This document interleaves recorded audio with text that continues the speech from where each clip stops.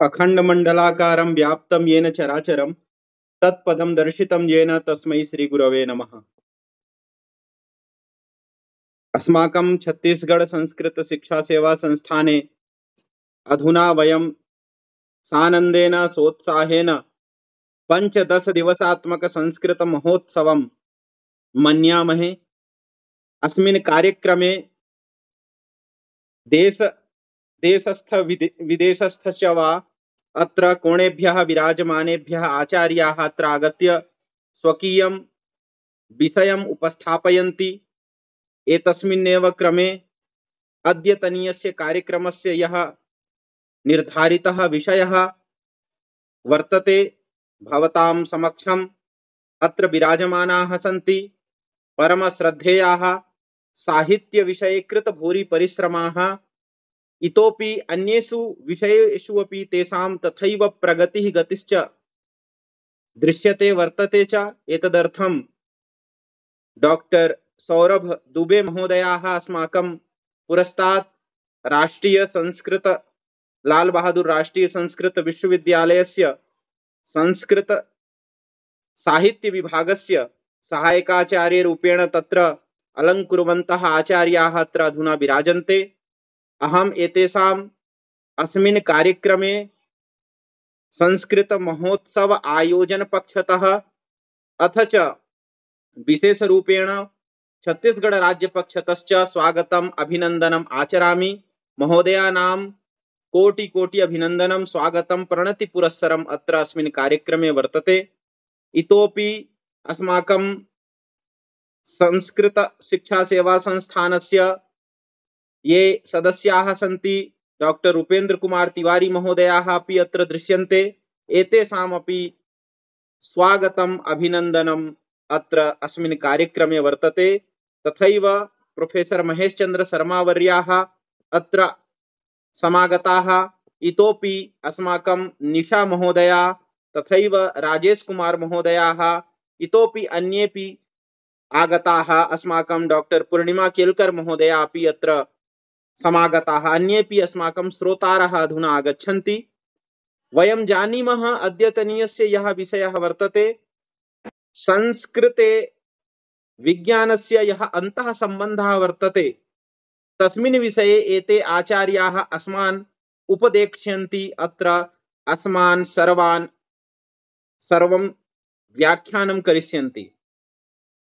वस्तुतः संस्कृतं विज्ञानम् इत्यत्र अभेदसम्बन्धः वर्तते, तथापि संस्कृते विज्ञानम् अन्तः सम्बन्धः इति विषयस्य आवश्यकता एतदर्थम् अस्ति यथा अहं जानामि समाजाय लोकोपकाराय ये अस्माकं समाजे ये जनाः वसन्ति अभिभावकाः ये सन्ति तेषां बुद्धौ संस्कृतस्य विज्ञानं यथा प्रवेशः यथा स्यात् तदर्थम् इयं सभा समायोजिता वर्तते।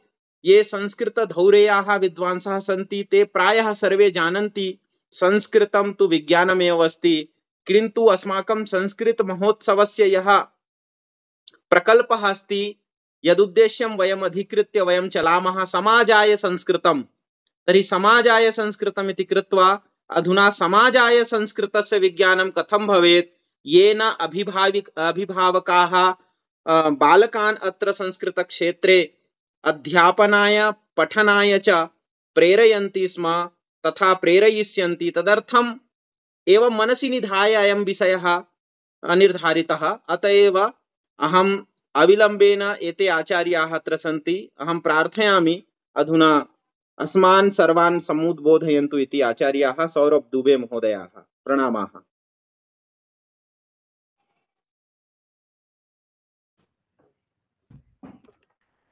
ध्वनिः श्रूयते वा? आम् श्रूयते आचार्य। श्रुतिस्मृतिपुराणानाम् आलयं करुणालयं नमामि भगवत्पादौ शङ्करं लोकशङ्करं। स्वच्छन्दोच्छलदच्छकच्छकुहरच्छातेतराम्बुच्छटा मूर्छन् मोहमहर्षिः हर्षविहित स्नानाग्निका नायव विद्या दुर्द्यदुदारदर दुरदरी दीर्घादरिद्रद्रुम द्रोहोद्रेकमहोर्मिमे पुरमदा मंदाकिनी मंदताम् शान्ताकारं भुजगशयनं पद्मनाभं सुरेशं विश्वाधारं गगनसदृशं मेघवर्णं शुभांगं लक्ष्मीकान्तं कमलनयनं योगिभिर्ध्यानगम्यं वन्दे विष्णुं भवभयहरं सर्वलोकैकनाथं। गुरुर्ब्रह्मा गुरुर्विष्णुः गुरुर्देवो महेश्वरः गुरुः साक्षात् परं ब्रह्म तस्मै श्री गुरवे नमः। श्री गुरुभ्यो नमः। महदिदं प्रमोदस्य स्थानमस्ति यत् छत्तीसगढ़ संस्कृत शिक्षा सेवा संस्थान द्वारा आयोजितः आयोज्यमानश्च पंचदश दिवसात्मकः अयं संस्कृत महोत्सवः यः खलु समनुष्ठीयते तत्र तदंगतया च अद्य वयं संस्कृतस्य वैज्ञानिक अन्तः सम्बन्धः इति विषयं चर्चितुम् उपस्थितः स्मः। अत्र अस्य कार्यक्रमस्य समग्रस्यापि मुख्यातिथि पदं विभूषयन्तः सन्ति हिंदू हृदय सम्राजः संस्कृत संस्कृतेश्च उन्नायकः श्रीपादाः गोविंदगिरि महाशयाः एवं च अस्य कार्यक्रमस्य ये खलु अध्यक्षं निर्वहन्तः सन्ति या खलु निर्वहन्त्याः सन्ति नवीन शर्मा महोदयाः एवं च विशिष्टातिथित्व पदं विभूषयन्तः सन्ति महेश शर्मा महोदयाः महान्तः शिक्षाविदः एवं च अस्य कार्यक्रमस्य आंगिक सूत्रधारः पुनश्च कुशलतया संचालनं संयोजनं च विद्धानाः सन्ति अस्माकं मित्रमणयः श्री केंद्रीय संस्कृत विश्वविद्यालयस्य रघुनाथ कीर्ति परिसरस्य आचार्य पदभाजः आचार्य मनीष शर्मा एवं च आभासीय माध्यमेन भारते भारतेतर देशेषु संस्कृतं पेपीयमानः संस्कृतं उद्गिरन्तः संस्कृतं शृण्वन्तः एवं अस्माकं सर्वेपि बंधु बांधवाः संस्कृतानुरागिणश्च तान् सर्वान् अपि अहं प्रणिपत्य नमस्कृत्य च प्रकृति विषयं वक्तुम् इच्छामि। संस्कृत उत्सव है इसलिए इस कार्यक्रम का आरंभ संबोधन संस्कृत में करना ही उचित था, इसलिए मैं संस्कृत में बोलने के बाद अब सामान्यतः मैं हिंदी भाषा में बोलना चाहता हूँ। जो ये विषय रखा है यह बहुत ही प्रासंगिक तथा वर्तमान समाज की दशा और दिशा को इंगित करने वाला यह विषय है। जैसा कि बताया कि विज्ञान और संस्कृत का अभेद संबंध है, यही मैं कहना चाह रहा हूं। विज्ञान और संस्कृत का अभेद संबंध, यदि हम कहेंगे संस्कृते विज्ञानम या संस्कृतेन विज्ञानस्य अंतः संबंधः, दोनों सुनने में तो शब्द एक जैसे दिखाई देते हैं, कुछ सूक्ष्म अंतर है।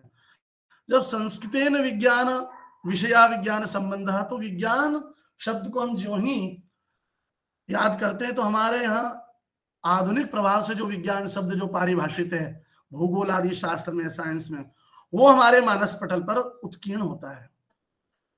यदि हम संस्कृतस्य विज्ञानेन सह संबंधः कहेंगे तो संस्कृत में निहित जो तत्व हैं उनका वर्तमान समाज के वैज्ञानिक प्रभाव पर क्या प्रतिबिंब है, इससे संबंध कराना होता है। विज्ञान शब्द को हम देखेंगे तो विशिष्टम ज्ञानम विज्ञानम, किसी भी वस्तु का तलस्पर्शी ज्ञान करना ही विशेषज्ञ ज्ञान कहा जाता है। तो देखिए, हम इस विषय को चलते हैं। सबसे पहले हमें यह जानना होगा, क्योंकि संस्कृत से वैज्ञानिक संबंध, इस वाक्य में दो पद हैं, एक संस्कृत और एक वैज्ञानिक संबंध। पहले हम संस्कृत की दशा और दिशा पर थोड़ा विचार कर लें। संस्कृत की क्या हम स्थिति देखते हैं।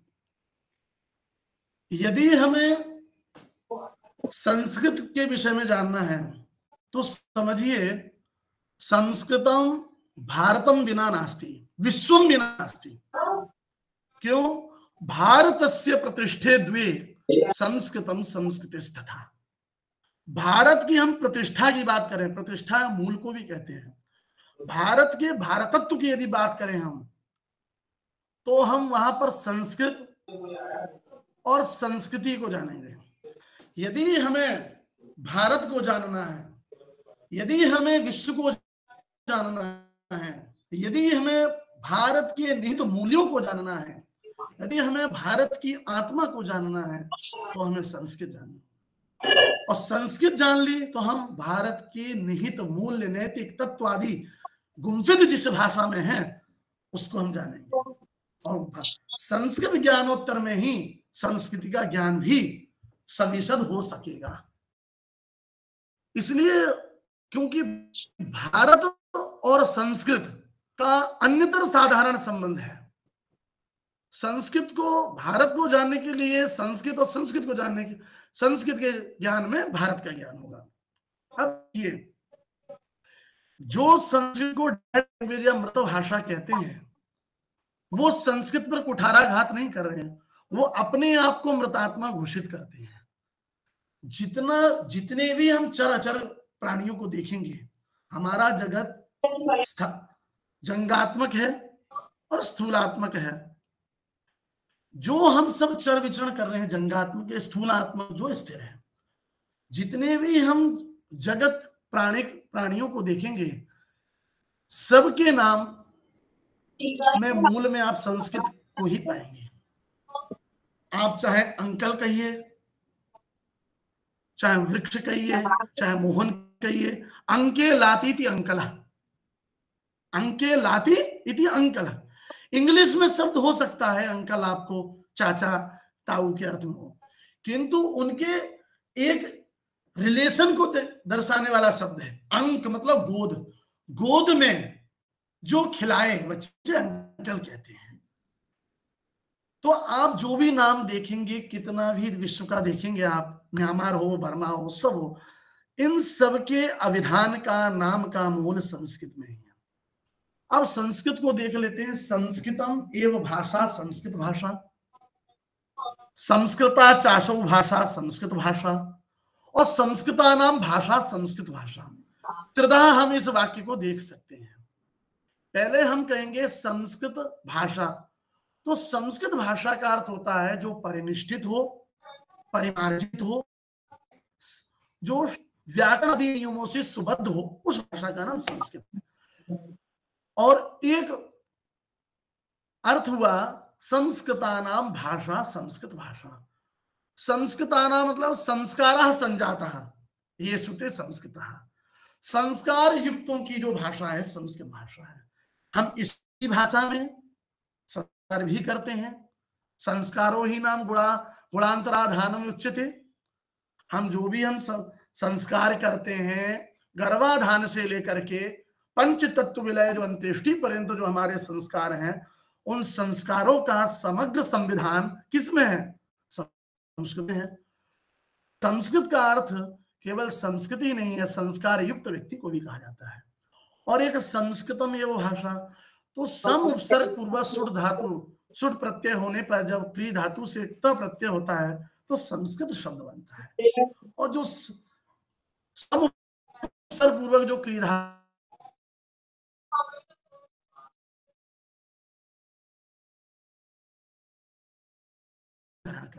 तो जो भाषा हमको, संस्कृत भाषा, जिस भाषा को वाग व्यवहार करके हमारा मन मस्तिष्क का व्यवहार, हमारी लोक यात्रा अलंकृत होती है, जो हमारी जिह्वा को पवित्र करती है, श्रीहर्ष लिखते हैं स्वसेविनीमेव पवित्र यस्यति, जिस जिह्वा से, जिस भाषा से मैं उस नल का वर्णन करने जा रहा हूं, क्या वो मेरी जिह्वा को पवित्र नहीं करेगी? इसलिए 3 अर्थ हम देखते हैं, जिस अर्थ को भी ग्रहण करना वो सर्व अर्थ ग्राह्य है। अब देखिए संस्कृत के विषय में हम बात करें तो संस्कृत की हम विकास यात्रा को देखें। जो लोग कहते हैं संस्कृत कर्मकांड की भाषा है, वर्ग विशेष की भाषा है, उच्च वर्ग की भाषा है, वो हमें हमारी संस्कृति, हमारे समस्त बंधु बांधवों, हमारी भारतात्मा से विभाजित करना चाहते हैं। संस्कृत कभी किसी एक वर्ग की भाषा नहीं रही। संस्कृत ने सभी को समाहित किया। एक में मीमांसा कांड भी है। और हमारा देश हमेशा चरित्र प्रधान रहा है। उस चरित्र का मूल उत्स संस्कृति है। हमारे यहाँ चरित्रवान की पूजा नहीं, चरित्र की पूजा होती है। गुणाः पूजा स्थानम गुणेषु न च लिंगम न च वयः। हमने हमारे यहाँ जो शास्त्र है, हमारे यहाँ जो भाषा है, वो किसी व्यक्ति की पृष्ठभूमि के आधार पर उसका आकलन नहीं करती, उसके चरित्र की पूजा करती है। यदि वह स्त्री हो, यदि वह पुरुष है, यदि किसी भी जाति का, किसी भी धर्म का, किसी भी पंथ का क्यों ना हो। हमने रहीम को भी स्वीकार किया, हमने रैदास को भी स्वीकार किया, क्योंकि ये भाषा चरित्र की भाषा है। अब कहा जाता है कि संस्कृत भाषी कितने लोग हैं? कनिष्ठिकाधिष्ठित हैं। वर्तमान में तो संस्कृत की ओजस्विता को आप बढ़ते हुए देख ही रहे हैं। आप शुरू करिए ईस्वी पूर्व प्रथम शताब्दी, उससे भी पूर्व में शुरू कीजिए। एक हमें घटना मिलती है महाभाष्य के समय, जहां एक शुद्ध वैयाकरण एक रथकार से बात करता है। प्रसंग है कि रथकार रथ को साफ कर रहा है और वो वैयाकरण वहां से गुजर रहा है और रथकार से बात करता है। कोऽस्य रथस्य प्रचेता सूत आह। वहां पर सूत मतलब रथकार बोलता है, अहम अस्य रथस्य प्राजिता। उसने पूछा कौन इस रथ का सारथी है? तो कह रहा है अहम अस्य रथस्य प्राजिता। पूछने वाले ने प्रचेता प्रयोग किया, प्रजेता, और कहने वाले ने प्राजिता प्रयोग किया। तो वह कहता है नेदम शुद्धम पदम। तो कहता है प्राप्तिज्ञः देवानां इष्यते रूपम एतत्। रथकार बोल रहा है तुम तो देवानां प्रिया हो। वो देवानां प्रिया का एक मुहावरा है, इसका शाब्दिक अर्थ है मतलब मूर्खा। तुम तो बड़े देवानां प्रिया मतलब मूर्ख हो। एतद रूपम सिद्ध्यति मतलब इष्यते, यह रूप सही है। उस समय भी देखिए एक रथकार एक वैयाकरण को भी ज्ञान दे रहा है। वो संस्कृत भाषा देखिए। इससे हमें क्या मालूम पड़ता है? संस्कृतम लोक भाषा आसीत। संस्कृत लोक की भाषा थी, व्यवहार की भाषा थी। आप देखिए संस्कृत के उत्थान की एक और घटना है। जब आदि गुरु शंकराचार्य समग्र भारत के, विश्व के ज्ञानियों को पराजित करते हुए जब वो मिथिला नगरी में प्रवेश करते हैं, तो वहां स्वनाम धन्य पंडित प्रवर मिलते हैं मंडन मिश्र। और मंडन मिश्र उस समय के बड़े ज्ञानी थे। जो उनसे शास्त्रार्थ कर लेगा उसको विश्व का गुरु माना जाता था। तो वो मंडन मिश्र की ओर जाते हुए वहां सामाजिक लोगों से पूछते हैं कि मंडन मिश्र का घर कहाँ है? तो वहां सामान्य लोग बोलते हैं, वहां स्त्रियां बोलती हैं, स्वतः प्रमाणम परतः प्रमाणम सुकांगना यत्र गिरो गिरंती शिष्यैरुपगीयमानम अवेहि तन्मंडन मिश्र धामा। अवेहि तन्मंडन मिश्र धामा। जहां जिस घर को बताने के लिए कोई परतः, कोई बाह्य प्रमाण देने की आवश्यकता नहीं है, जहां तोते तोतियां सारी जो संस्कृत वाणियों में मंत्र और नाम जप कर रही हैं, नाम ले रही हैं, और जो घर शिष्य और उपशिष्य से आच्छादित खचित हो, उसको जानना वह मंडन मिश्र का घर होगा। न केवल ब्राह्मण, न केवल क्षत्रिय, न केवल वैश्य, न केवल शूद्र, सामान्य निम्न कोटि के लोग भी न केवल प्राणी, प्राण संपन्न तिर्यक योनि समुत्पन्न पक्षी भी जो है बात करते थे।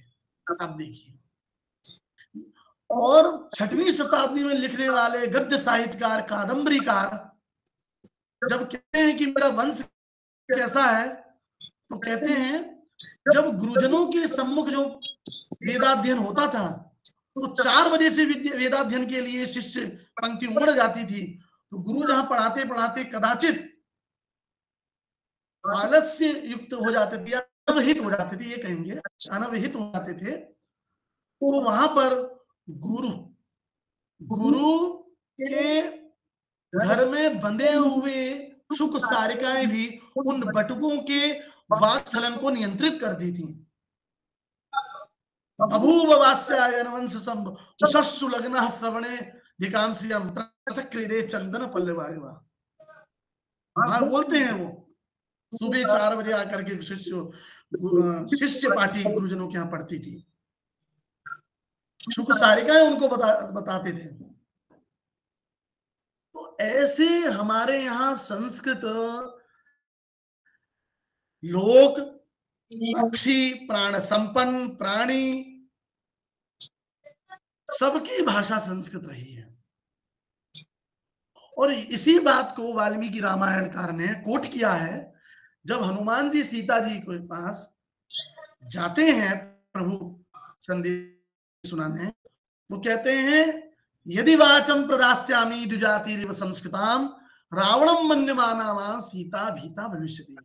यदि मैं द्विजाति के सदृश यदि संस्कृत वाणी में प्रयोग करता हूं, वह मुझे रावण मतलब पंडित प्रकांड रावण समझ करके कहीं भयभीत ना हो जाए। क्योंकि उस समय भी जो रावण आदि हैं, जो राक्षस जन होते थे, वो स्वेच्छाचारी होते थे, किसी का भी रूप धारण करके कर सकते। उस समय भी संस्कृत बोली जाती थी।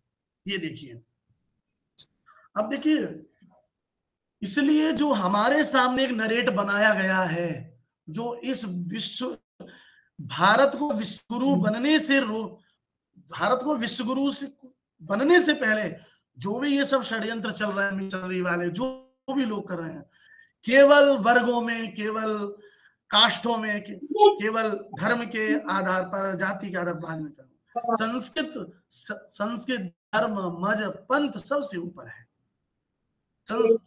और एक घटना और आती है संस्कृत को लेकर के, यदि हम चर्चा करें, अभी वो स्फुरित नहीं हो रही है, अभी बाद में की चर्चा करें। हाँ, भोजराज प्रबंध आपने जाना होगा। भोजराज प्रबंध में कई ऐसी किंवदंतियां, कई ऐसी कथानक मिलती हैं कि जहां एक जुलाहे को मंत्री के द्वारा प्रताड़ित किया जा रहा है, और ये कहा जा रहा है ये घर खाली कर दो, इसमें विद्वान आएगा। तो वहां वह जुलाहा वह राजा के दरबार में पहुंच करके कहता है, काव्यम करोमि नहीं चारुतरं करोमि। मैं काव्य तो लिखना जानता हूं, किंतु सुंदर काव्य नहीं लिखना। यत्नात् करोमि यदि चारुतरं करोमि। यदि यत्न करूं मैं काव्य को लिखने में, तो सुंदर लिख सकता हूं। गोपाल मौलि मणिमंडित पाद पीठ। हे राजाधिराजों से संपूजित पाद पीठ वाले, हे साहसांक कवयामि वयामि यामि। हे साहसांक, हे राजाधिराज, कवयामि काव्य करता हूं, वयामि बुनता हूं, धातु है वह तंतु समवाय करना, कपड़ा बुनना, और यामी या गति प्राप्त होगा, तो जाता हूं। जुलाह भी वहां बोल रहा है कि यदि विद्वान को बुलाना चाह रहे हैं तो आप मेरा मत भी सुन लीजिए, मैं भी संस्कृत को जानता हूं। ऐसी तमाम उदाहरण, अनेक उदाहरण मिलेंगे जो संस्कृत को लोक भाषा और जो संस्कृत को जन भाषा घोषित करते हैं। अब हमें ये जानना है संस्कृत का संबंध। देखिए, संस्कृत से संबद्ध प्रत्येक व्यक्ति है, वह स्वीकार करे या ना करे, क्योंकि संस्कारों की भाषा संस्कृत है, और हमारे सारे के सारे संस्कार इसी भाषोपबद्ध साहित्य में हुए हैं। और संस्कारों का भी एक वैज्ञानिक तत्व है। यदि कोई संस्कार, यदि प्रश्न हो सकता है, यदि कोई संस्कृत नहीं जानता है, यदि कोई संस्कृत नहीं जानता है, यदि वह कर्मकांड भाग को नहीं जानता, यदि वह गर्भाधान आदि संस्कारों को नहीं जानता है, फिर भी वह जो आदि संस्कार करके और प्रजा संवर्धन करता है, क्या उसकी प्रजा नहीं होती है? वह प्रश्न होता, उत्तर यह है प्रजा होगी, प्रजा संवर्धन में कोई दिक्कत नहीं है। जो संस्कार है, जो गर्भाधान में आगत जो तत्व है, चैतन्य है, उस चैतन्य की जन्म जन्मांतरीय बीज वैजिक और गार्भिक दोष प्रभावित न करें, इसलिए संस्कार होता है। और जिससे कि उसे जन्मांतरी का बोध ना हो, वर्तमान जन्म में वह कुछ करने के लिए समर्थ हो सके। अनेक अनेक संस्कार आपको ऐसे मिलेंगे जिसके मूल में विज्ञान है। अब देखिए, आप छत्तीसगढ़ संस्कृत शिक्षा सेवा संस्थान है, छत्तीसगढ़ का नाम मिलता है मेघदूत में दशाण देश। अब देखिए, संस्कृत में वैज्ञानिक जैसे ही हमारे पास संस्कृत में वैज्ञानिक दृष्टिकोण लगाएंगे, तो सबसे पहले जो किसी भी भाषा का प्राण होता है व्याकरण, शब्दकोश और तत्संबद्ध साहित्य। संस्कृत भाषा एकमात्र ऐसी भाषा है जो समग्र विश्व की जननी होते हुए भी एक सर्वमान्य व्याकरण को प्रस्तुत करती है, सर्वमान्य व्याकरण को प्रस्तुत करती है। इसका जितना सुभद्र, जितना सिस्टमेटिक, जितना तार्किक पाणिनीकृत व्याकरण है, उतना किसी भाषा का व्याकरण तर्क संबद्ध नहीं है। इस भाषा के व्याकरण में देखिए, यद्यपि पाणिनि से पूर्व अनेक व्याकरण ग्रंथ हुए हैं, किंतु जितनी प्रसिद्धि पाणिनि के व्याकरण को मिली है उतनी किसी को नहीं। विश्व में इस व्याकरण पर अनंत शोध किए जा रहे हैं। आप देखिए, इसमें इसकी जो वर्णमाला है उसका मूल देखिए, वो ध्वनि विज्ञान पर आधारित है। भगवान माहेश्वर जो तांडव करते हैं, हमारे यहाँ नृत्य और नृत्य दो कहा जाता है साहित्य में, है ना। अन्यद भावाश्रयम नित्यम नृत्य ताल लयाश्रितम। भाव सहित जो किया जाता है वो नृत्य होता है, और ताल जो किया जाता है, ताल क्या जाता है, नृत्य कहता है। तो भगवान का जो नृत्य है वो नृत्य है, तांडव है।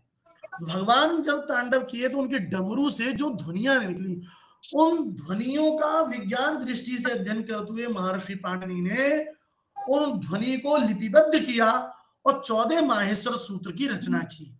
इसलिए इन सूत्रों का माहेश्वर पड़ा, महेश्वर से प्राप्त होने का कारण। और इन 14 सूत्रों की विशेषता ये देखिए, यदि किसी को 14 सूत्र आ गए, समग्र व्याकरण आ गया। जी जी, कुछ बोलना चाह रहे हैं? जी जी महोदय। जी, आप बोलिए, वो उनको प्रणाम करा रहे हैं। भवतु कोऽपि मम शिष्यपुत्रः प्रणामं करोति तत् आशीर्वादं ददामि। जी वदतु भवान्। अब ये जो 14 सूत्र हैं, इन 14 सूत्रों में देखिए प्रत्याहार विधि बनी है। वो प्रत्याहार विधि जो बाइनरी सिस्टम में काम आता है, प्रत्याहार विधि कहते हैं संक्षिप्त विधि। एक शब्द बनाया अच, और अ ई उ रील री ए ओ ऐ यौ, तो अयुण के आ से लेकर के एच के आई तक, एच के आई तक लेकर के देखिए आप एक शब्द बनाए अच, और यह शब्द अपने मध्यगामी समस्त वर्णों का भी ज्ञापक है। यदि आगे पाणिनि जी को जो संधि विधान करना है, जो तद्धित विधान करना है, जो कृदंत विधान करना है, तो पौना पुण्य वर्णों की आवृत्ति करने में महान काल यापन होगा, काल अतिवाहितो भविष्यति। इसलिए उन्होंने एक सिस्टमेटिक संक्षिप्तीकरण कर दिया। जब हम उतने वर्णों का ज्ञापन करें तो अच से कहना, अच कहेंगे क्लिक हो जाएगा, सभी वर्णों की उपस्थिति हो जाएगी। तो प्रत्याहार विधि बनाए। 22 उपसर्ग, 70 प्रत्यय और 1397 कुछ उपधातु हैं और 1 करोड़ कुछ 43 लाख संस्कृत वाङ्मय में शब्द हैं। और यह भी निश्चित नहीं है क्यों नाम धातु का ऐसा प्रकरण बनाया है कि और धातु शब्द बनते रहेंगे। इस भाषा की वैज्ञानिकता देखिए, आप अन्य भाषा के शब्दों को देखिए। PUT पुट बोला जाता है, CUT कट बोला जाता है, कुट क्यों ना बोला जाए। संस्कृत भाषा जैसी लिखी जाती है वैसी बोली जाती है। रामः गृहं गच्छति, रामः गृहं गच्छति, उच्चारण यही होगा, इसमें कोई उच्चारण में कोई भेद नहीं है। जैसी लिखी जाती है वैसी बोली जाती है।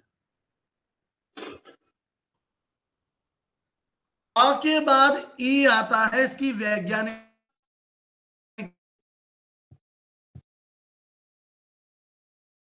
व्याकरण ने दी है। ए के बाद बी आता है, क्यों? क्योंकि हमारे जो उच्चारण वर्णों की उच्चारण स्थानिका जो स्वर तंत्र है वोकल, उसमें जो हमारे स्वर तंत्री है, उसमें जो तालु है, मूर्धा है, नासिका है, ओष्ठ है, तो आ के बाद ई आता है, ई के बाद ऊ आता है। तो आ का उत्पत्ति स्थान है कंठ, और कंठ के बाद कंठ निस्तृत आ हुआ, आ के बाद ई, उसके बाद तालु, इचु यशानाम तालु। तो जो जो वर्ण है उन वर्णों की उत्पत्ति केंद्र के आधार पर ही वर्णों की व्यवस्था की गई है, क्रमिक की गई है, अक्रमिक नहीं की गई है। आ के बाद ई आएगा, ऊ नहीं आ सकता। ये हमारे यहां वैज्ञानिकता है। और एक इसकी विशेषता ये भी है, जो हमारे यहां अंग आह, जो हमारे यहां अंग आह, ये औषधीय तत्व बोलते हैं इनको, अनुस्वार और विसर्ग कहा जाता है।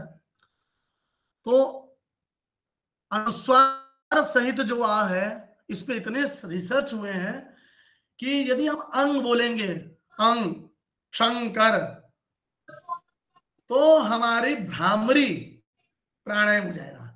आह आह, तो सांस, अंग में सांस अंदर जाती है, आह में श्वास निःसृत होता है, श्वास का बहिर्गमन होता है।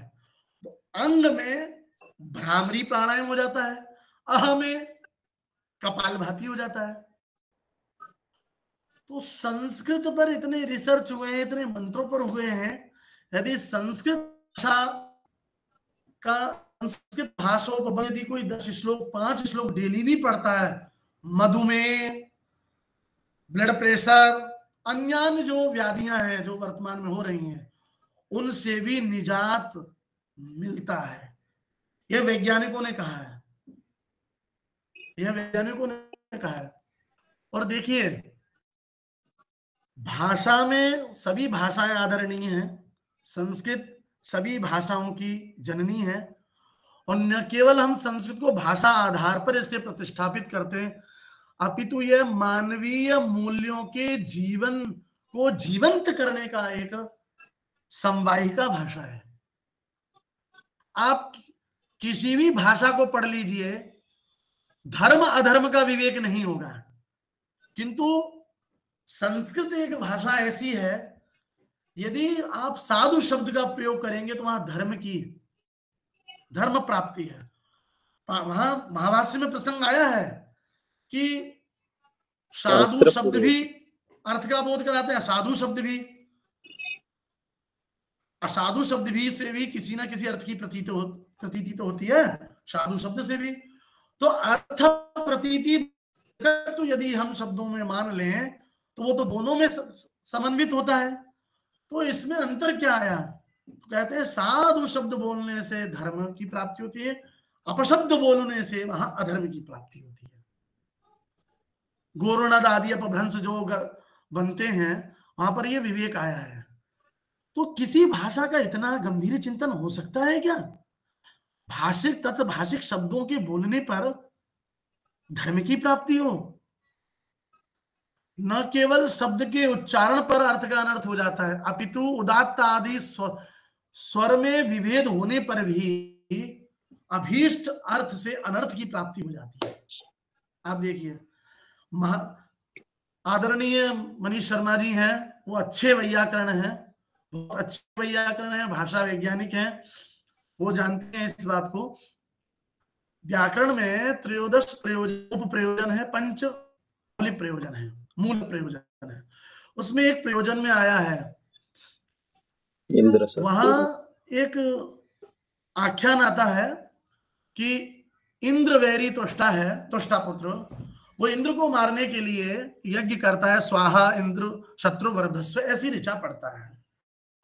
और उस ऋचा में वो आदि उदात्त तो होना चाहिए था, इंद्र से शत्रु, इंद्र से शत्रु इस प्रयोग होना चाहिए था, आदि उदात्त होना चाहिए था।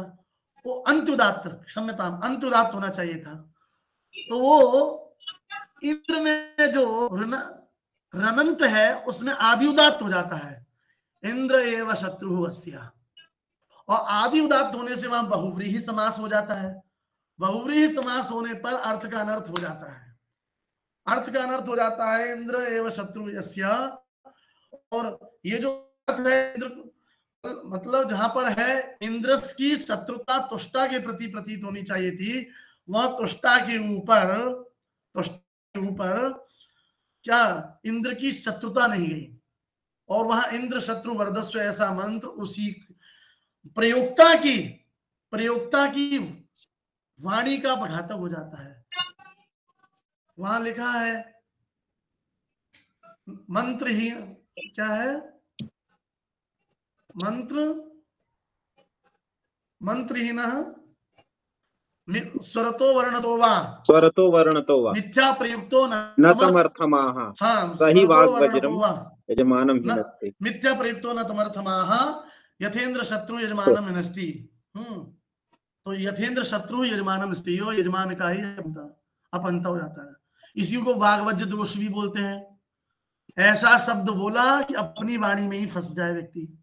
इसलिए व्यक्ति को सोच समझ करके पद पदार्थ का जो है भाषण करना चाहिए, पद पदार्थ का विनियोग करना चाहिए।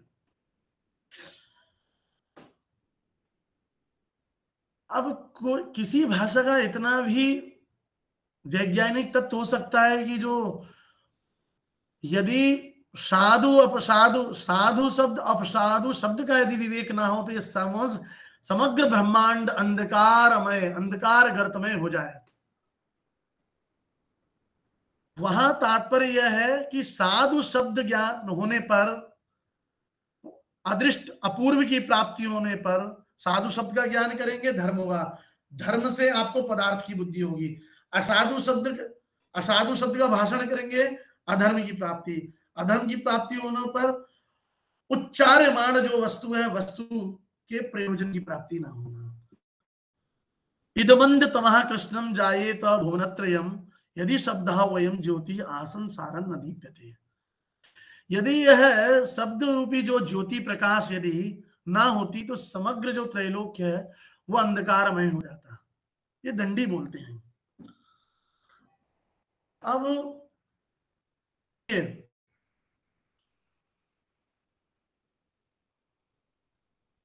नासा की एक रिसर्च हुई है 1985 में।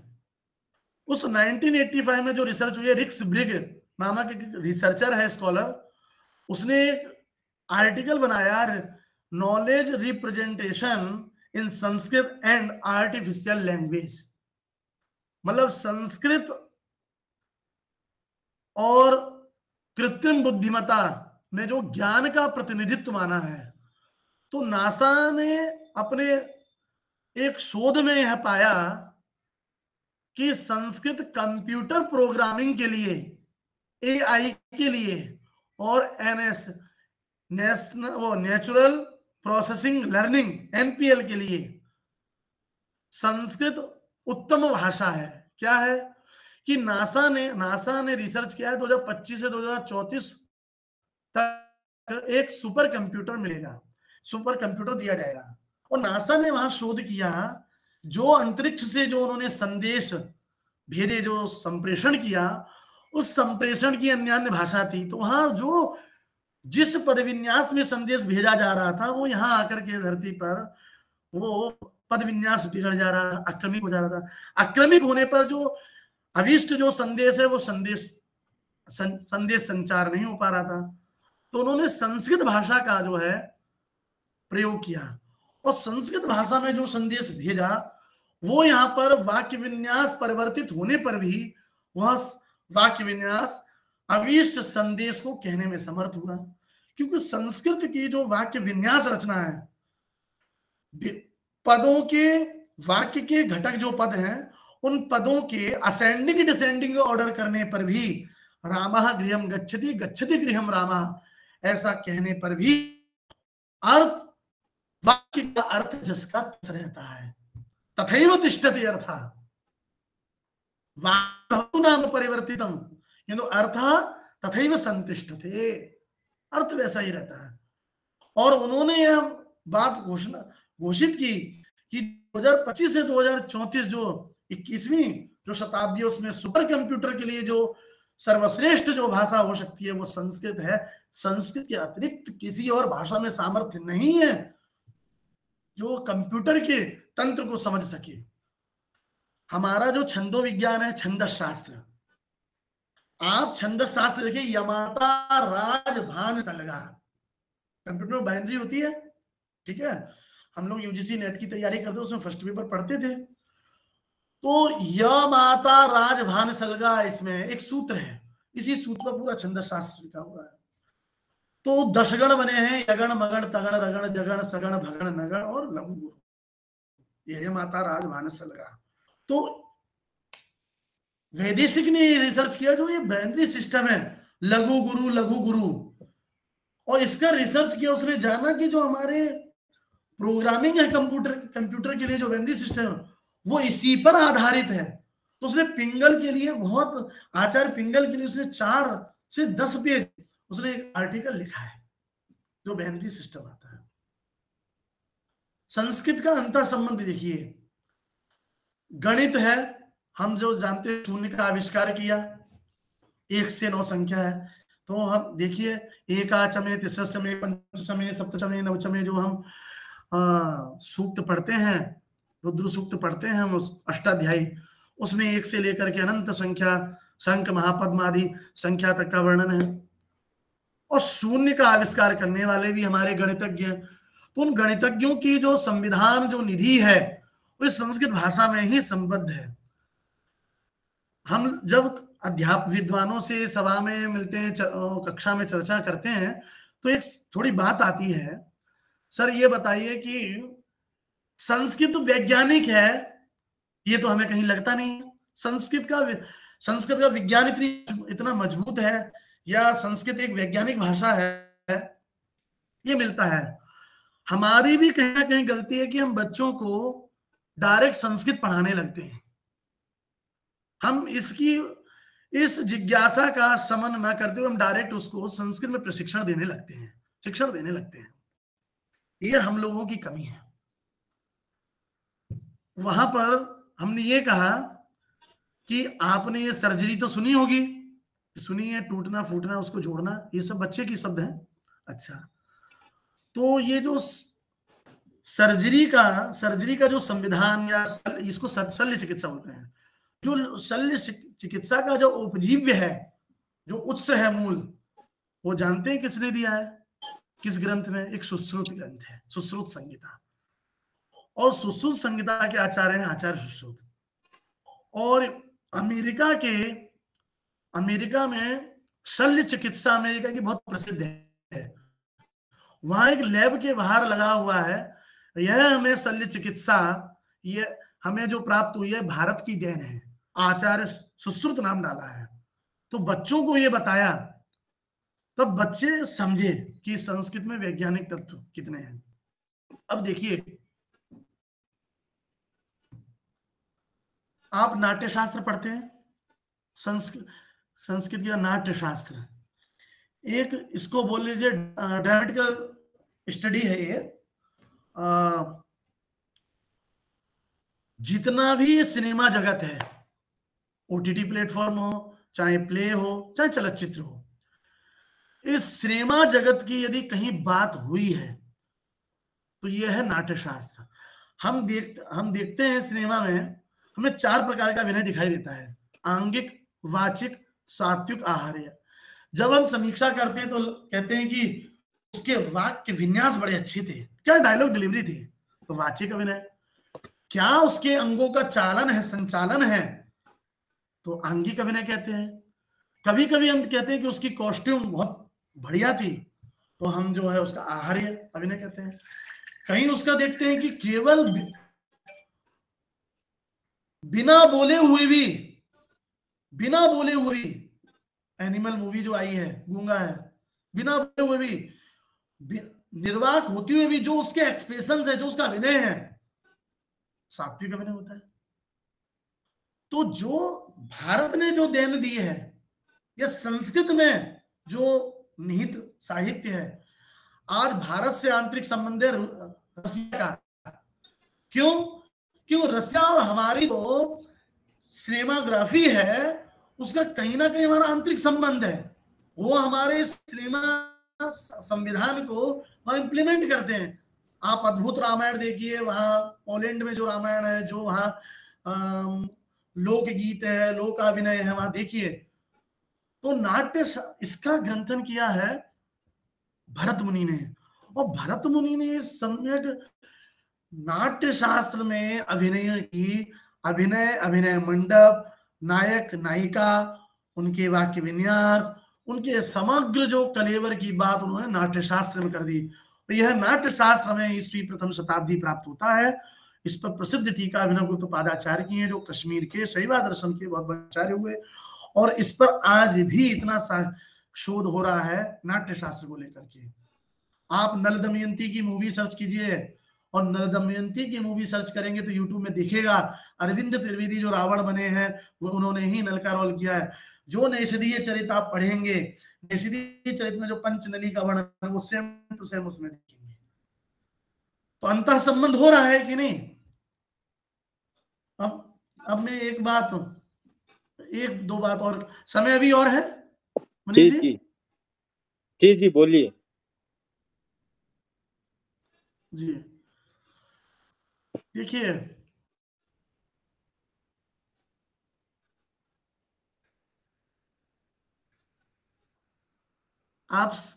हम लोग को ये स्पष्ट समझना चाहिए, जिसका आचार शुचिता नहीं है उसकी विचार शुचिता नहीं है, और विचार शुचिता का मूल आचार है, और आचार का बंधन वो नित्य नैमित्य कर्म प्रतिपादक जो हमारे ग्रंथ हैं उनमें है। आचार शुद्धो सत्व शुद्धो ध्रुवा स्मृति। आचार हमारे यदि शुद्ध होंगे, आचार यदि हमारे शुद्ध होंगे, है ना, सत्व शुद्ध, सत्व का मना, बुद्धि से, और बुद्धि यदि हमारी पवित्र होगी तो ध्रुवा स्मृति, हमारी स्मरण शक्ति मजबूत होगी। हमारे यहाँ कहीं ऐसा आपको साहित्य नहीं मिलेगा संस्कृत का जिसमें जल को देवता कहा गया हो, जिसमें नदी को देवता कहा गया हो, जिसमें वनस्पति को देवता कहा गया हो, जिसमें परात्मा की पूजा की गई हो, जिसमें लघु कार्य को भी गुरुता से दिखाया गया हो। ये सब चीजें हमारे साहित्य को, हमारी भाषा को और मजबूत करती हैं। अन्य भाषाओं में भी तो वो सब बातें हैं। क्या उर्दू साहित्य नहीं है? क्या हिंदी साहित्य नहीं है? क्या शेक्सपियर का इंग्लिश लिटरेचर नहीं है? वो सब के सब जो साहित्य हैं कहीं ना कहीं वो भौतिकवाद की बात करते हैं।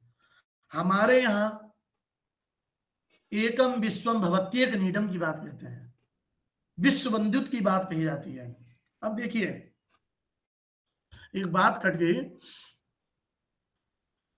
आचार शुद्धि से एक विषय आया ध्यान में। प्रसंग है कुमार संभव का।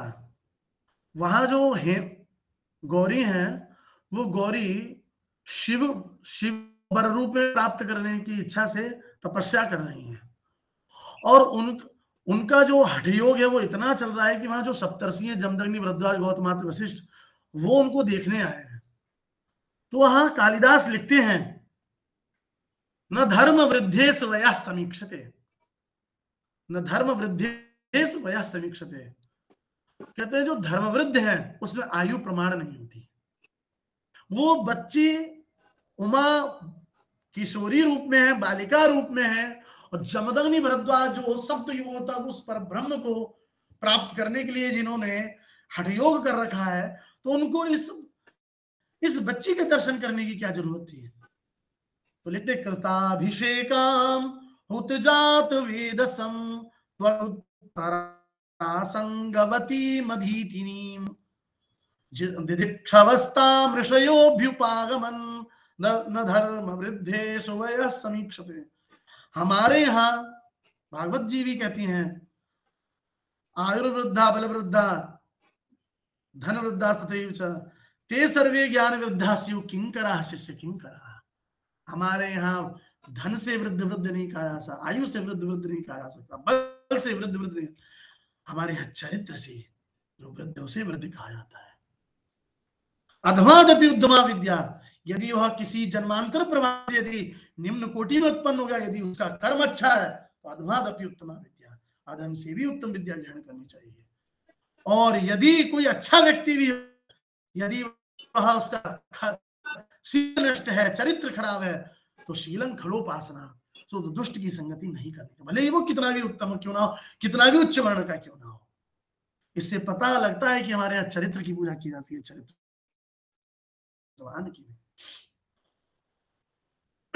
एक घटना आ रही थी, वो दिमाग से निकल रही है, और हाँ, देवताओं की बात वो कर रहे थे कि वनस्पति आदि में जो है देवत्व आदि की भावना करना, ये हमारी उपनिषद की देन है। एक वैज्ञानिक से पूछा किसी ने, बहुत बड़ा बात है, कि संस्कृत में विज्ञान है या आप कैसे जानते हैं।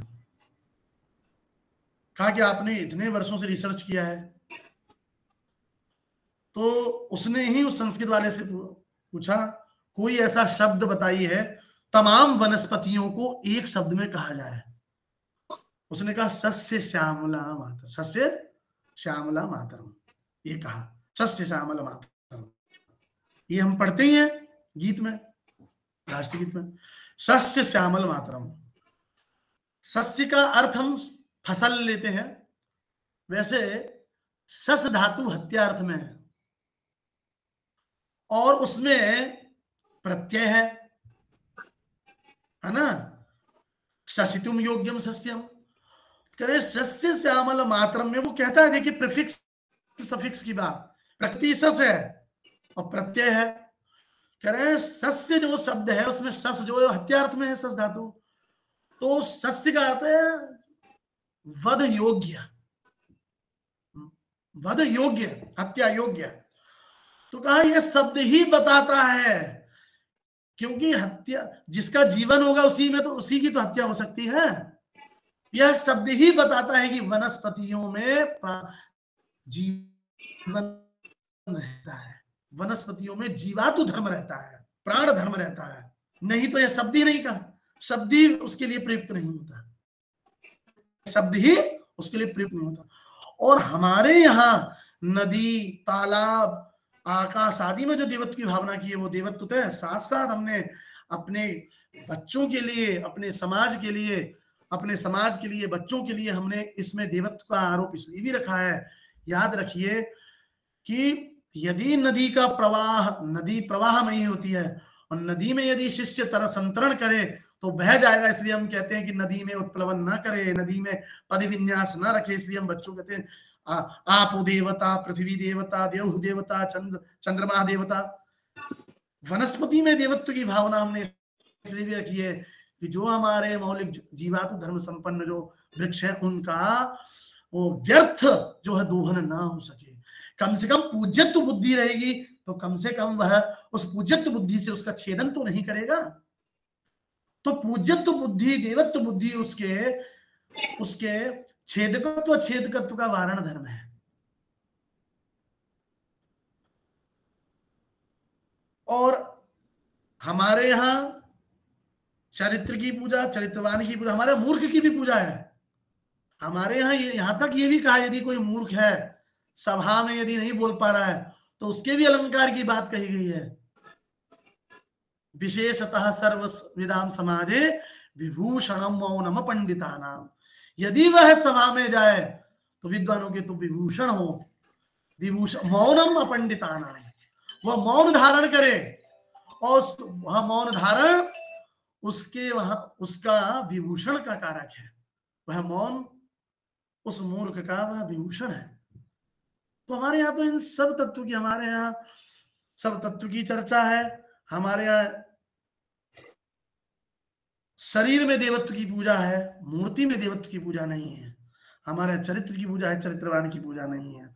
हमारे यहाँ मातृवत परदारेषु परद्रव्येषु लोष्टवत् आत्म सर्वभूतेषु यह पश्यति स पंडितः। पंडित की व्याख्या ये है हमारे यहाँ। एकत्वम अनुपश्यति ये कहा गया है। तो अब हम निष्कर्ष रूप से कह सकते हैं, संस्कृत बोलचाल की भाषा सदियों से रही है, और संस्कृत में जो निहित साहित्य है, यदि हम उस एक साहित्य का भी सम्यक परिशीलन मनन चिंतन कर दें तो हम उसमें अनेक रिसर्च कर सकते हैं। और संस्कृत भाषाबद्ध हमें 10 श्लोक नित्य पाठ करने चाहिए। संस्कृत में संस्कृति वर्णमाला हमें कंठस्थ होनी चाहिए। संस्कृत के 14 माहेश्वर सूत्र से रुद्राभिषेक या जल सिंचित, देवता सिंचित करना चाहिए। और संस्कृत वर्ग विशेष आदि से हट करके संस्कृत एक आचार विचार योग चिकित्सा खगोल विज्ञान आदि की भाषा है। अब एक और बात कहें कि रसायन शास्त्र पढ़ेंगे आप, तो रसायन शास्त्र में बादल जो मेघ बनते हैं उनका फॉर्मूला कहा गया है, फॉर्मूला आया है। हमारे यहाँ मेघदूत में ये पहले ही बात कह दी है। हमारे यहाँ धूम ज्योति सलिल मरुताम सन्निपात क्वमेघा, धुआं ज्योति सलिल जल मरुत मतलब वायु, इन चारों का जहां सम्मिश्रण होगा वहां बादल बन जाता है। बादल का फॉर्मूला तो यहाँ कह दिया गया है। तो हमारे यहाँ रसायन भौतिक खगोल आदि सब शास्त्र निहित है। बस हमारी कमियां हम उसको कैसे डिलीवर करें हमने, और हमें ये भी चाहिए, आज आवश्यकता इसकी है संस्कृत में क्या लिखा है क्या नहीं, इसकी आवश्यकता नहीं है। संस्कृत में जो लिखा गया उसका वर्तमान संदर्भ में विनियोग क्रियान्वयन किस हद तक हम कर पाते हैं, ये महत्वपूर्ण विषय है। संस्कृत में जो लिख गया जो है, हम पूर्वजों की विरासत को बहुत समय तक भुला नहीं सकते। हमें यह चाहिए संस्कृत में लिखित जो है उसको हम प्रमाणित करें। मुझे यहां आमंत्रित करने के लिए पूज्य मुख्य अतिथि महोदय का, पूज्य अध्यक्ष महोदय का और पूज्य विशिष्टातिथि महोदय का, और हमारे आदरणीय संचालक और हमारे सुरहिंदमणि डॉक्टर मनीष शर्मा जी का, और मुझे यहाँ पर सुनने का अवसर दिया, और मुझको जिन लोगों ने सुना वो संस्कृत समाराधन में अग्रगण्य है। ऐसे सबका नाम लेंगे तो विष्णु सहस्त्रनाम स्तोत्र का पाठ हो जाएगा। इसलिए एक वाक्य में जितने भी संस्कृतानुरागी हैं सर्व भारती समाराधनिक तत्पर हैं, क्योंकि बिना वेदम बिना गीताम बिना रामायणीम कथाम बिना कविम कालिदासम भारतम भारतम नहीं, ऐसी संकल्प को अपना संकल्प मानकर जो सुनने आए हैं उन सभी तमाम बंधु बांधवों का हृदय की गहराई से मैं जो है प्रणति पुरस्सर कार्तज्ञ निवेदित करता हूं। और जो संस्कृत छत्तीसगढ़ संस्कृत शिक्षा सेवा परिवार उनको भी मैं बहुत बहुत साधुवाद देता हूं, और मैं आशा करता हूं कि आप इस उपक्रम को निरंतर रखते रहिए और बच्चों में आचार विनय की शिक्षा देती रही है। यही शुभ कामना देते हुए मैं अपनी वाणी को यहीं अवसायित करूंगा। धन्यवादाः, प्रणामाः। प्रणामाः आचार्याः, धन्यवादाः। भवद्भिः सम्यक्तया आलोडितं विचिन्तितं विचारितं स्मारितं बोधितं प्रबोधितं च, यतो हि प्रायोगिकरूपेण शब्ददृष्ट्या विज्ञानदृष्ट्या संस्कृतस्य व्यावहारिकदृष्ट्या नानाशास्त्रेषु यत्र यत्र उल्लिखितं तत्सर्वं समुपस्थाप्य अत्र भवद्भिः प्रतिपादितं। तदर्थं वयं भवतां व्याख्यानं श्रुत्वा मोदामहे। वयं कृतकृत्याश्च भवादृशाः युवानः आचार्याः अत्र अस्माकं संस्कृतमहोत्सवे अस्माकं प्रार्थनाम् अधिकृत्य अङ्गीकृत्य च भवन्तः अत्र समागताः। तदर्थम् अहं सकार्तज्ञेन संस्थानपक्षतः धन्यवादम् आचरामि भवतां कृते विशेषतः महोदयः। इतोपि अस्माकं पुरस्तात् अत्र राजन्ते आचार्याः प्रोफेसर् महेशचन्द्र शर्मा महोदयाः, तेपि संस्कृतक्षेत्रे तथैव कृतभूरिपरिश्रमाः विद्वांसः सन्ति। ते अस्मान् सम्बोधयिष्यन्ति। आचार्याः। सर्वेभ्यो नमो नमः। अद्य संस्कृते विज्ञानम् अस्मिन् विषये अस्माभिः चर्चा करणीया। अहं संक्षेपेण लिखितभाषणं करोमि, यतोहि समयस्य अधिकता न भविष्यति। इंटरनेट के इस युग में अपने व्याकरण और संरचना के कारण संस्कृत भाषा कंप्यूटर के लिए सर्वाधिक अनुकूल है। इसरो के वेदज्ञ वैज्ञानिकों ने भी इस तथ्य को मान्यता प्रदान की है। भारतीय मनीषियों के चिंतन, मनन, लेखन, पठन, पाठन आदि सभी क्रियाकलाप वैज्ञानिकता पूर्ण है। जो भारत में है वही दुनिया में है, जो भारत में नहीं है वो कहीं नहीं। अतएव वैदिक उद्घोष है सा प्रथमा संस्कृति विश्ववारा। भूगोल और खगोल की दृष्टि से आर्यभटीयम एक प्रामाणिक और महत्वपूर्ण ग्रंथ है। सूर्य की स्थिरता, पृथ्वी द्वारा सूर्य की परिक्रमा और फिर दिन रात होने वाली बात पूरे विश्व को पहली बार बताने वाले वैज्ञानिक को दुनिया आर्यभट्ट के नाम से जानती है।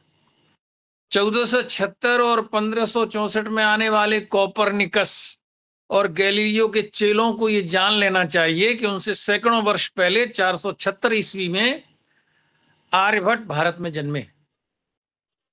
उनके माध्यम से दशमलव की खोज 5वीं शताब्दी में भारत में हो चुकी थी। वेदांगों में, जैसा कि हमारे सौरभ जी बता रहे थे, गणित और ज्योतिष हमारी ज्ञान परंपरा की शीर्षस्थानीय है। यथा शिखा मयूराणाम नागानाम मणयो यथा तद्वद वेदांग शास्त्रेषु गणितम मूर्धनि संस्थितम। अब अणु परमाणु के बिना विज्ञान की चर्चा नहीं होती। हम जानते हैं, मैंने प्रारंभिक शोध के संदर्भ में थोड़ा वैशेषिक दर्शन का भी अध्ययन किया, तो लोग कहते हैं कि अंग्रेज रसायन शास्त्री जो डाल्टन हैं वो उन्होंने इसमें बड़ा काम किया है। उनको संस्कृत के बारे में जानकारी नहीं है, भारत के बारे में जानकारी नहीं है, जगत गुरु के बारे में जानकारी नहीं है। आचार्य महर्षि कणाद, आप देखिए उनके नाम में ही कण छुपा हुआ है। तो उन्होंने पदार्थ के सबसे छोटे अविभाज्य अंग परमाणु पर चर्चा की, परमाणु की खोज की और उसके यौगिक रूप के आयाम की, गति की, रासायनिक प्रक्रियाओं की भी, इस पर भी उन्होंने प्रारंभिक सब चिंतन प्रस्तुत किया। वैशेषिक दर्शन में एक सप्त पदार्थी नाम का ग्रंथ है। द्रव्यम गुणस तथा कर्म सामान्यम सविशेषकम समवायस तथा भावा पदार्था सप्त कीर्तिताः। अणु और कण शब्दों में से संयुक्त महर्षि कणाद का ये नाम, जैसा मैंने संकेत किया, सार्थक संकेत है। वैशेषिक दर्शन में पदार्थ विज्ञान, जिसको मेटाफिजिक्स कहते हैं, उसका मैंने प्रारंभिक अध्ययन किया तो परमाणु की मुझे बड़ी अच्छी परिभाषा मिली। मैंने कई साइंटिस्टों से पूछा, यार ये परमाणु क्या है, जरा बताओ, इसकी कोई परिभाषा है क्या? तो संस्कृत में इसकी परिभाषा जो दी है, आप उसको सुनिए, आपको बहुत आनंद आएगा। जालांतर्गते भानौ यत् सूक्ष्मं दृश्यते रजः तस्य षष्ठीतमो भागः परमाणुरिति कथ्यते। खिड़की से, जाली से, ऊपर से सूर्य की किरण जब कक्ष में आती है, कमरे में आती है, और धूल कण जो उसमें उड़ते दिखाई देते हैं, उस कण का 60वां हिस्सा परमाणु कहा जाता है। तो वैशेषिक सूत्रों में न्यूटन से बहुत पहले परमाणु और उसके यौगिक रूप, आयाम, गति आदि की रासायनिक व्याख्या की गई है। भारतीय ज्ञान परंपरा में आकृष्टि शब्द से गुरुत्वाकर्षण का संकेत किया गया है। गुरुत्वाकर्षण के बारे में बताया गया है। आकृष्ट शक्तिश्च महीयता यत् स्वस्थम गुरुम स्वाभिमुखम स्वशक्त्या आकृष्यते तत्पततीव भाति समय समन्तात क्व पतित्वयम् रवि। पतित्वयम् खे मतलब आकाश का वर्णन है। तो ये जो पृथ्वी की अपनी आकर्षण शक्ति है, इससे पदार्थों को सतत अपने केंद्र की ओर खींच रही है। इसका यह जो आकर्षण करना है, वही ऐसा लगता है कि पदार्थ नीचे गिर रहा है। जहां सब कुछ सब तरफ और समान है, वहां पर कौन किस में गिरे। ये सिद्धांत शिरोमणि नामक ग्रंथ है और उससे ये पद्य लिया गया है। बनारस हिंदू विश्वविद्यालय ने, BHU ने 3 खंडों में अंग्रेजी अनुवाद के साथ इसका प्रकाशन करवाया। अब 800 वर्ष पूर्व न्यूटन से और भारतीय मनीषी भास्कराचार्य जी, उन्होंने 12वीं शताब्दी में गुरुत्वाकर्षण का सिद्धांत खोज दिया था। आचार्य ब्रह्मगुप्त, बराह मिहिर, आचार्य भास्कर गणित और विज्ञान के क्षेत्र में हमारे अग्रणी मनीषी हैं। अब एक यानम नाम से एक फिल्म आई है संस्कृत में, और इसके जो वो हैं विनोद मनकारा जी, उन्होंने डॉक्यूमेंट्री यानम बनाई है। उस यानम से भारतीय जो वैमानिकी है, भारतीय जो विमान शास्त्र है, उसके विषय में जानकारी मिलती है। रॉकेट और विमान के आविष्कार का श्रेय भी भारत को है। वैदिक गणित के फार्मूलों से ब्रह्मांड को समझने वाले कंप्यूटर सॉफ्टवेयर बराबर इसको समझा। राइट ब्रदर्स नहीं है, राइट ब्रदर्स से पहले 4वीं शताब्दी में महर्षि भारद्वाज ने वैमानिक शास्त्र उसमें वो लिख चुके थे। स्कंद पुराण में भी विमान के विषय में, विमान के जो डिजाइनर हैं उसके रूप में कर्दम ऋषि का वर्णन आता है। और डॉक्यूमेंट्री का तो मैंने आपके सामने उल्लेख किया। इसरो के जो चेयरमैन हैं अभी, श्रीधर सोमनाथ, ये वेद के भी विद्वान हैं, और उन्होंने इस वेदज्ञ विद्वान हमारे सोमनाथ जी ने मंगलयान मिशन के विषय में भी बताया है, और यानम में इसका संकेत मिलता है। तो ये इससे संस्कृत भाषा की वैज्ञानिकता पुनः सिद्ध होती है। काल गणना के विषय में भारत का विज्ञान विशेष है। महाकाल की नगरी, कालों के काल महाकाल, और महाकाल की नगरी उज्जैन की जो वैदिक घड़ी है, वो वैदिक घड़ी का इस समय उल्लेख करना एक प्रसंगोचित लगता है। जो विद्वान राजा थे विक्रमादित्य जी, उनके जो नवरत्न थे, धन्वंतरि, क्षपण, कमर सिंह, शंख, बेताल, भट्ट, घटकर पर, कालिदासा, ख्यातो वराह मेरो, नृपते सभायाम रत्नानि वै वरुचुर नव विक्रमस्य। तो उसमें जो धन्वंतरि, क्षपणक, वराह मेरे, ये सब वैज्ञानिक हैं उनके नवरत्नों में।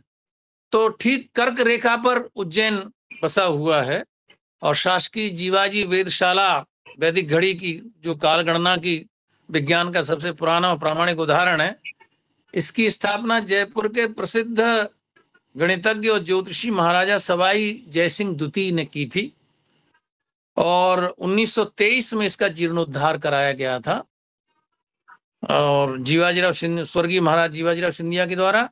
विगत वर्ष प्रधानमंत्री नरेंद्र मोदी जी ने इसका लोकार्पण भी किया, और इसरो के चेयरमैन, जिनका मैं उल्लेख कर चुका हूं, श्रीधर सोमनाथ जी, 2023 में इस घड़ी का, इस जो वैदिक घड़ी है उज्जैन की, उसका अवलोकन करके इसकी प्रशंसा कर चुके हैं।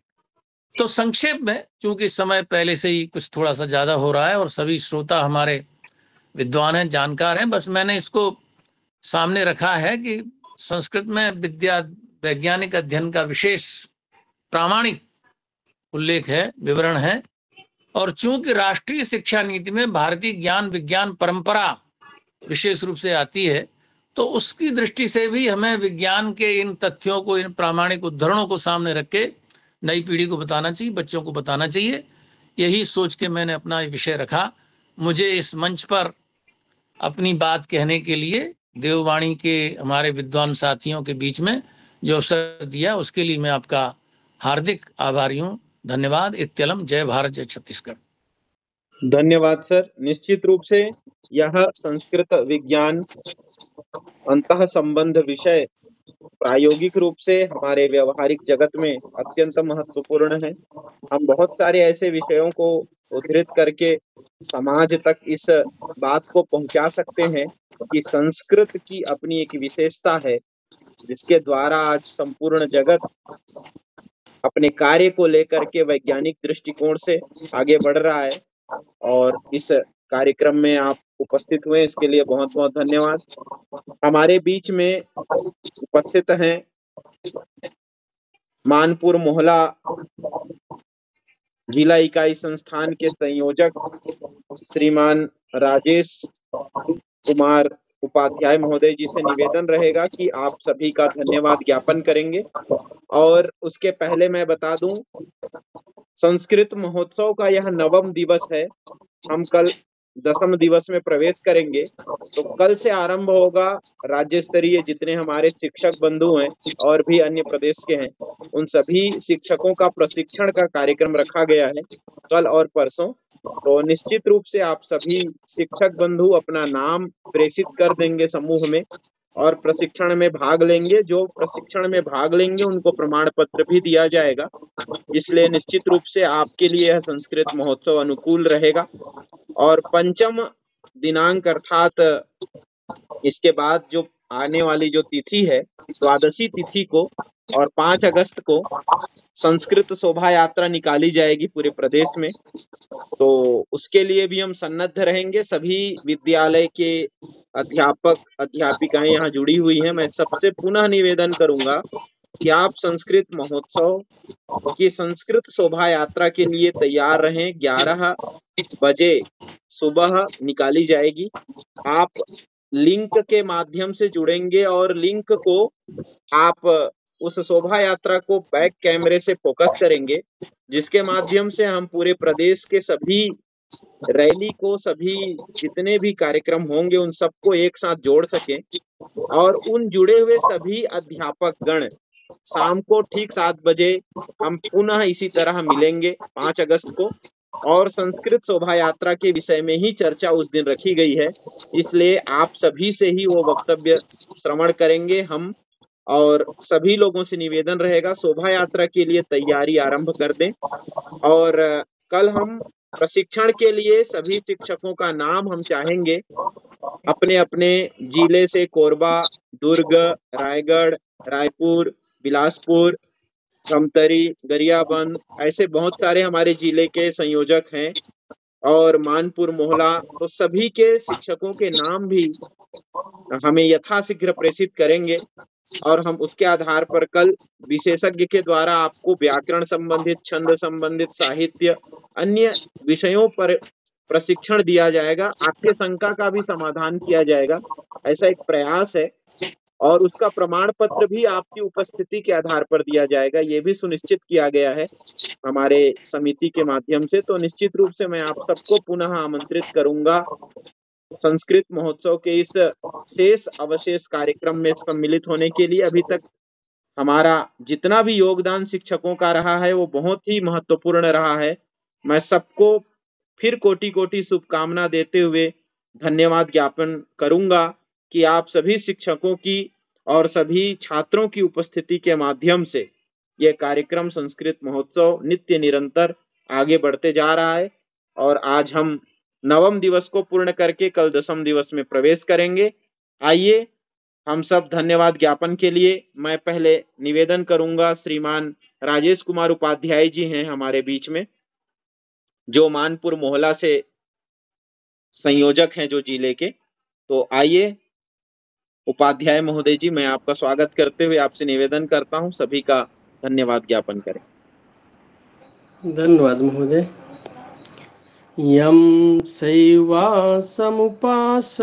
शिवेति ब्रह्मेति वेदान्तिनो बौद्धा बुद्धि इति प्रमाण पटवा करतेति नैयायिका अर्हन्नित्यत जैन शासन रथ कर में तुम्हें मानसुका सोयम विदधातु वांछित फलम त्रैलोक्यनाथो हरि। सर्वेभ्यो प्रणमामि। छत्तीसगढ़ संस्कृत शिक्षा सेवा संस्थानम पंचदश दिवसात्मकं संस्कृत महोत्सवस्य अद्य नवम दिवसस्य अस्ति। प्रतिदिनं संस्कृत सेवा संस्थानेषु ज्ञानगंगा प्रवहति, तस्मिन्नेव अहं प्रतिदिनं स्नानं करोमि।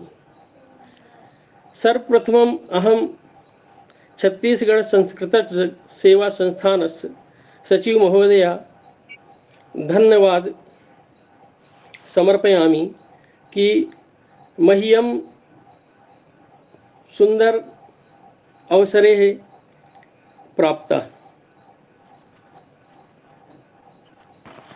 अस्माकं छत्तीसगढ़ संस्कृतस्य सेवा संस्थानस्य मुख्य अतिथि महोदयः डॉक्टर श्री सौरभ दुबे महोदयः, साहित्य विभागः, लाल बहादुर राष्ट्रीय शिक्षा संस्थान देहली, एवं च अस्मिन् दृश्यपटले विराजमानः श्री महेश चंद्र प्रोफेसर महेश चंद्र शर्मा महोदयः, तथैव च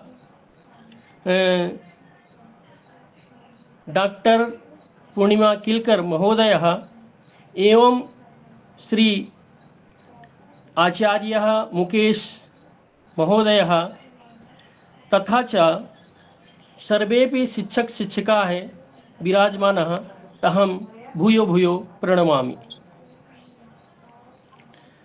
इस संस्कृत महोत्सव में आज के जो मुख्य अतिथि डॉक्टर सौरभ दुबे जी ने जो हमें सार गर्भित बातों से अनुगृहीत किया, उनके लिए मैं एक अस्मिन् संदर्भे एक श्लोकः अस्ति कि दूरे हि श्रुत्वा भवदीय कीर्तिं कर्णो च तृप्तो नहि चक्षुषी मे तयोर्विवादं परिहर्तु कामः समागतोऽहं तव दर्शनाय।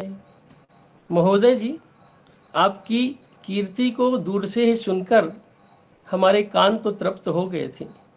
कर्णों च तृप्तो नहीं चक्षुषी में, लेकिन आंखें तृप्त नहीं हुई थी।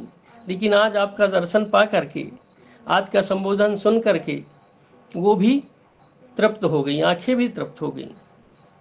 तो इसके बाद हमारे बीच उपस्थित प्रोफेसर महेश चंद्र शर्मा जी, जो साक्षात कथा से परिपूर्ण हैं, और हमारे बीच उपस्थित डॉक्टर पूर्णिमा किलकर महोदया नित्य प्रति जिनका हमें आशीर्वाद प्रदान करती हैं और हमें प्राप्त होता है, साक्षात माँ भगवती शारदाम्बाया उनके कंठ पर बैठी हैं। ऐसा लगता है, मैं रोज़ सुनता हूँ और सुन करके बहुत ही आनंदित होता हूँ। इन सभी का विशेषतः अस्माकं कार्यक्रम में प्रमुख वक्ता रहा श्री डॉक्टर सौरभ दुबे महाभागः। अस्य विषयस्य संस्कृते विज्ञानस्य अन्तः सम्बन्धः विद्या वितर्को विज्ञान स्मृति तत्प्रतः क्रिया यस्यैते षड् गुणास्तस्य न सध्यमिति वर्तते। इस विषय पर उन्होंने प्रकाश डाला। विशेषतः तस्मै नमः और भूयो भूयो प्रणमामि। और हमारे बीच उपस्थित प्रोफेसर महेश चंद्र शर्मा जी को भी मैं बहुत बहुत धन्यवाद ज्ञापित करता हूं। और हमारे बीच उपस्थित श्री आचार्य मुकेश जी, अर्चनोथि शास्त्रार्थान धर्मान अध्यापयति शिष्य स्वयं आचरति या स आचार्य उच्यते, उनको भी बार बार प्रणाम करते हुए धन्यवाद ज्ञापित करता हूं। और जितने भी हमारे छत्तीसगढ़ से आचार्य, शिक्षक शिक्षिका है, छात्र छात्रा है जुड़े हुए हैं, उन सबको इस माध्यम से मैं धन्यवाद ज्ञापित करता हूं। मैं तो उस तरह हूं कि रघुवंश महाकाव्य में एक श्लोक है, मंदः कवि यशा प्रार्थी गमिष्याम उपहास्यताम प्रांशुलभ्ये फले लोभात उद्बाहुरी वामना। और ये आचार्य हमारे बीच उपस्थित डॉक्टर मनीष शर्मा जी को मैं तो बहुत बहुत धन्यवाद देना चाहता हूं कि उन्होंने मुझे इस संस्थान से जोड़ा, और इस संस्थान से जुड़ने के प्रति मैं अपना भाव श्लोक के माध्यम से, श्लोक माध्यम अहम अनुभवामि, जो अनुभव करता हूं तो कथयामि कह रहा हूं। भाषा स्वभाव सरसा तुम हम प्रसंगा, मंदाकिनी मधुमयी तुम हम तरंगा, मंदार बाल कलिका तुम हम तदंगा, ज्योतिर्मयी विजय से तुम हम पतंगा, पूर्णा शिवाणी रजनी तुम हम शशांका, विद्युत छटासी तदहम सजलो घनांका, कस्तूरिका तुमसि चेद्वहम मृगांका, तुम यासि सासि परमे शिशुस्तवांका।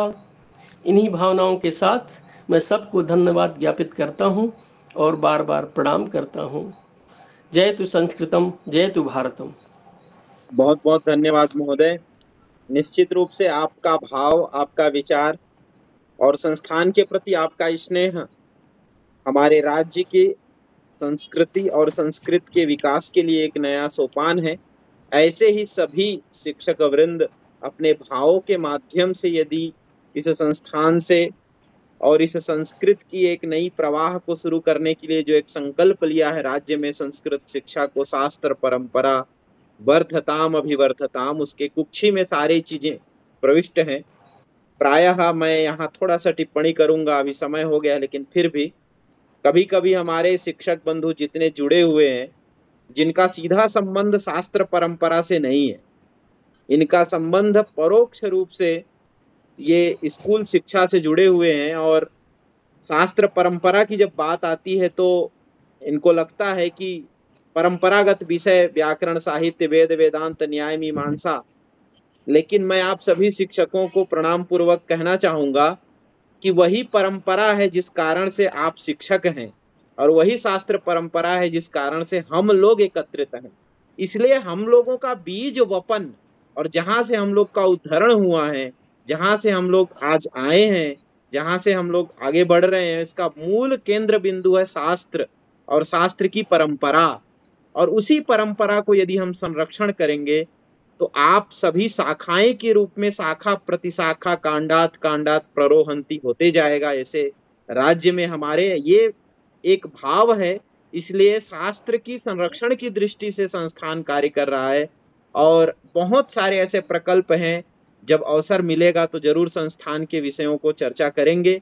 लेकिन सभी को प्रणाम करते हुए संस्कृत महोत्सव में जुड़ने के लिए पुनः कोटि कोटि बधाई, शुभकामना। आइए हम सब यहाँ कल्याण मंत्र के साथ सभा को विराम करें। ओम सर्वे भवन्तु सुखिनः, सर्वे सन्तु निरामयाः, सर्वे भद्राणि पश्यन्तु, मा कश्चित् दुःखभाग् भवेत्। ओम शांति शांति शांति। प्रणामाः सर्वेभ्यः।